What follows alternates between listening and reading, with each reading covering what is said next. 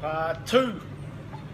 Darren Potter race assessments on RaceTrackRalphy.com.au and Ralphy Potsy edition. We're up to race 3, Mooney Valley. What was race 3? I haven't got your. That was Aberdeen. Aberdeen. Now here we are again. Here's a horse that I was very keen to back first up at Flemington. Yes. It runs abysmally. Yes. Now I know the trainer and everyone else just wants to say it was because of the firm ground, and it may well have been. But to me, that horse appeared to have something else wrong with it at Flemington. It disappeared out of that race so badly that I just find that hard to believe. That's just a bit of jarring up. But jarring up is something that tends to affect them after the race. And then it has, like again, over a month 2 barrier trials. 2 barrier trials and turns up here. Now, even with all that, I couldn't mark it any longer than 10 to 1. Snap. So I sort of modelled it on my side, but it was just so hard to trust that horse after what it did at Flemington. Yeah. Especially, you know, it's an import with 1 Australian run. And the only evidence you got is what it did at Flemington, which was disgraceful. This was a race where you could predict high speed. They ran. Yeah. So you knew he had to turn up a bit. Anaheim was very soft in the market, and fair enough, because it obviously turned up half fit. And then I spec'd Sean Matherick's in, Operation Success, patient died. It just didn't turn up at all. So it's not one of those tricky races. But he'll have to. You would say now that he's got that platform, to use your word. He'll go on with it. He's far too good for those horses. It's bloody annoying. It's really annoying. Just like things like that just do my head in. And you know, I'm sure that the stable love doing people like my head in over stuff like that. Honestly, it was just so far and away the best horse in the race. But when it runs like 7 to 8 lengths below expectations at Flemington, what do you do? Yeah, 100%. Race 4. Who's in race 4? Oh, that's we've already done that. That's Foundations race. Can you tell me what happened to Harlow Gold and Hands Holbein? Why were they so flat second up? Hands Holbein's a very dour stayer, so that makes he's a horse. I backed Foundation each way, which was my fair dinkum bet that I had a little saver on Hands Holbein. Right? Yeah. So because to me he's a 3rd up, 4th up, mile and a half plus horse, and that's how he ran. Yeah. Harlow Gold, I was not interested in any of the horses in that race stepping up from 1600. To me, the tempo was going to make it very hard for them, so I think her run's acceptable. Yep. Yeah. It should be better for that run. Yep, I'll cop that one. I did have. You haven't got a choice. Now, Russian Revolution, if 1,000 metres are a specialist distance, which it is, he's a new star. Yep. Yeah. Well, he's a very good horse. He was another one that wasn't easy to assess because all of his form's at 1,100 metres and longer, and a lot of it on wet tracks. And I just looked at it and thought, given that Craig's wasted to get down to 50 kilos to ride Bootson's, #Craig. That sort of indicated to me that he'd think it was wound up enough to lead Russian Revolution, and that would make it hard for Russian Revolution to win the race. Yeah. That was my thinking, because the horse in the race, the only reason I got involved in the race is I really wanted back heavily. Right? So I was not interested in her first up at the short price. I was very interested in her at the price on Saturday. Yep. And she ran like I thought, he's just gone too good for it, right? So that's the way it is. But the big mistake that I make, and I will not be making this mistake again, was I didn't put enough value in how good the Snowdens are, particularly when it's a stallion, and they can't afford any mistakes. Is Draco's going to call for Giddy, speaking which? Do we know yet? No, I wouldn't know, but he's on my radar, that horse. Well, that horse that he beat. Gold Standard, yeah. Gold Standard, yeah. So anyway, that is... So I just want to finish one. So, to me, I won't third person myself again. I won't get the fine. Darren Potter's not going to say that again. Says Darren Potter. Do not underestimate the Snowdens ever, particularly with stallions. Just they will get it right so often it's not funny. But to Toby Edmonds, mate, fair dinkum. You turned up with a horse that's underdone. Like you were dreaming, mate. Honestly. Could I? And I'm annoyed at myself for not anticipating that. I mean, his horse wasn't wound up. There's just no way. If I was Craig Williams, I'd be filthy on him. Right. Craig Williams was wasted to get on that horse to ride it. Yeah. And it couldn't go a yard. Like, it just went around like a horse that needed the barrier trial desperately. But it wouldn't if it was pure fitness. I'm just putting it out there. I just reckon if it was pure fitness, as opposed to Headley and Mushroom Revolution being faster early, not late, that it would have been the drop off. But I don't reckon she showed that she's definitely elevated.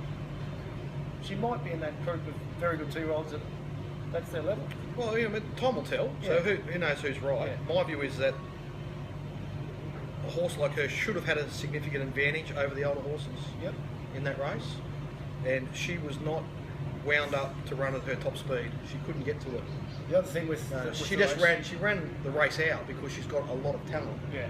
But she never got anywhere near her normal top speed. Not even close. So what would you do with Heatherly? Would you go to the Moya, or would you avoid the Moya and go to the Scalacci, which will be weakened because of the Everest? I would keep her away from Moonee Valley. Yeah. I reckon it's one of those narrative fallacies that because she runs well at Moonee Valley. Yeah. Oh, she's a Moonee Valley horse. Well, PB, I reckon, was at Caulfield, and in the Oakley Plate she went even faster and had to gas out.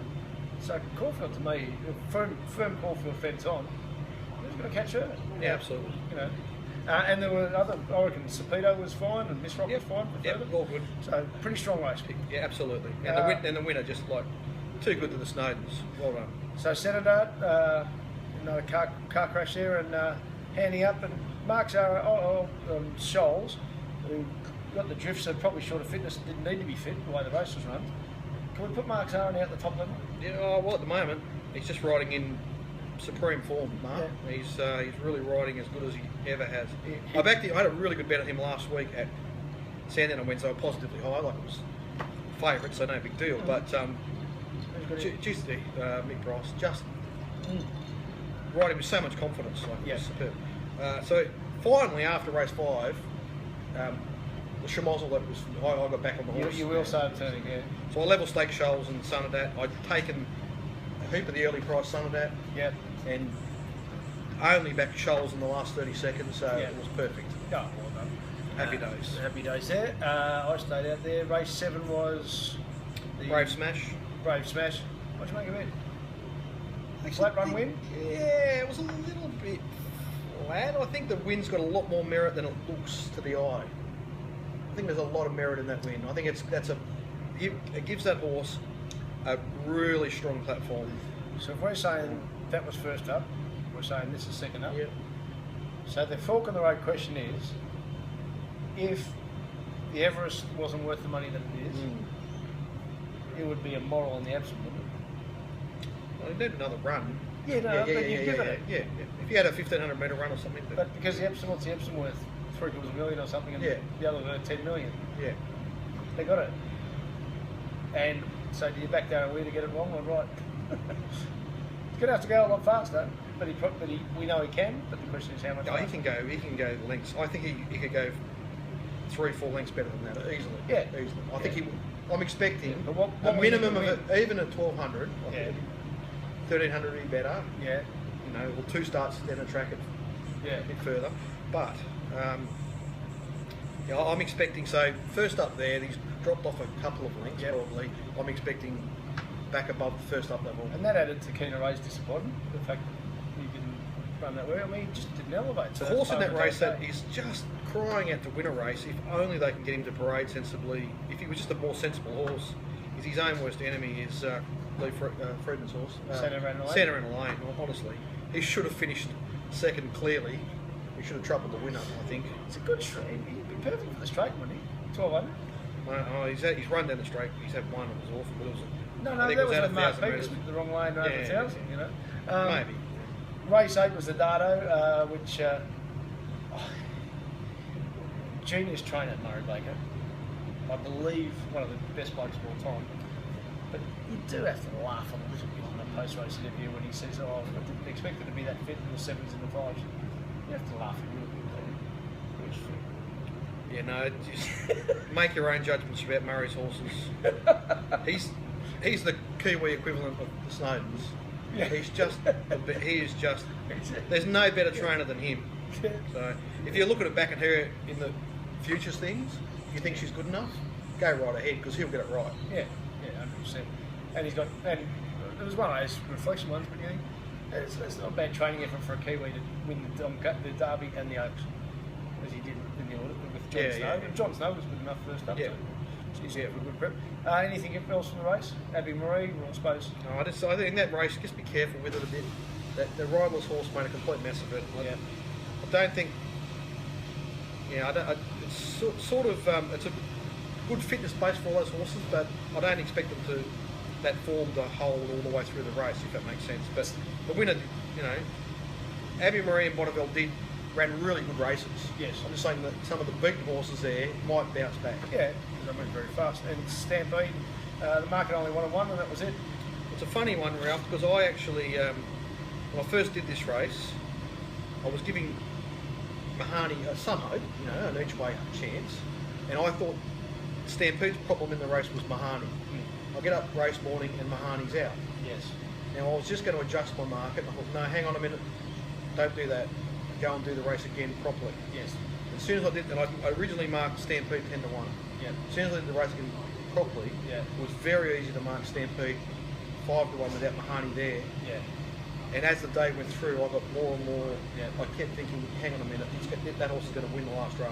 And there was no. And a beautiful ride by Bowman. So there was plenty of money for etymology. There was probably there was 2 camps there. Yes, there was for etymology. Which you talk about platforms.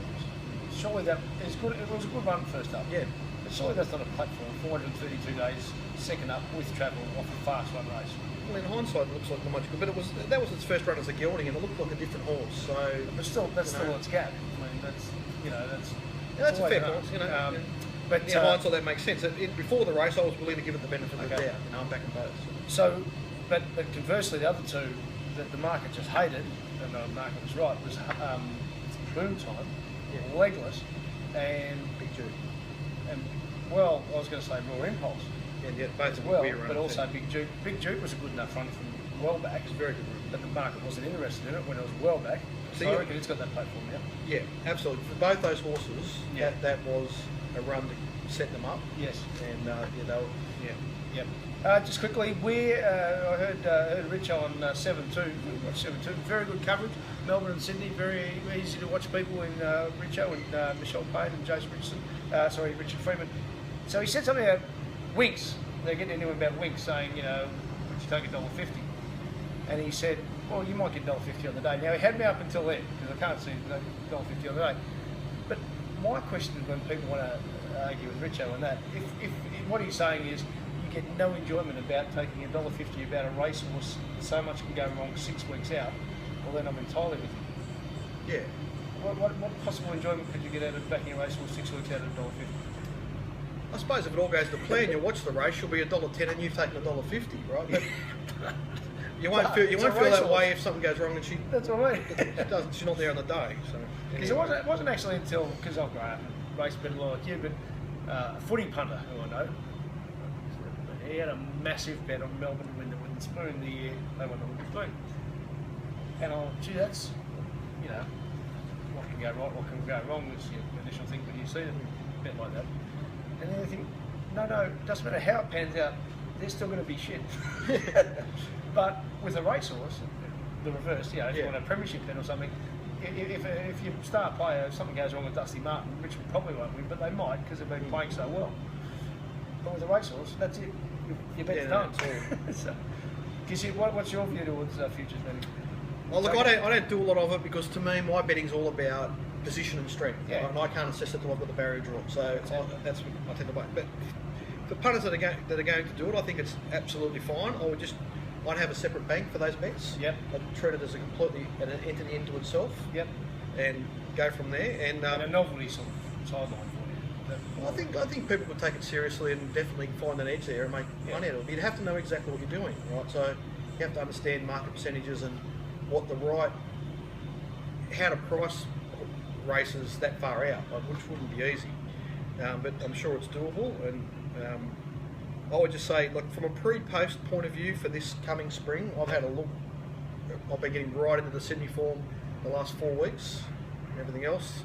I just say to the trainers in Melbourne and Victorian trainers, there's a lot of very fast racing occurring in Sydney, and if you don't start, Victorians got to start. I mean, it was pretty good there on Saturday, helped by horses like Russian Revolution and a riderless horse, and riderless horse, stuff like that. But there's some horses that are going to be coming down here in spring, like supremely tuned. Oh, just been so like the 3-year-old group.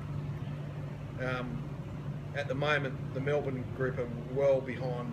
No doubt. It's a 15-minute mark. Okay. See you, punters. See you, punters.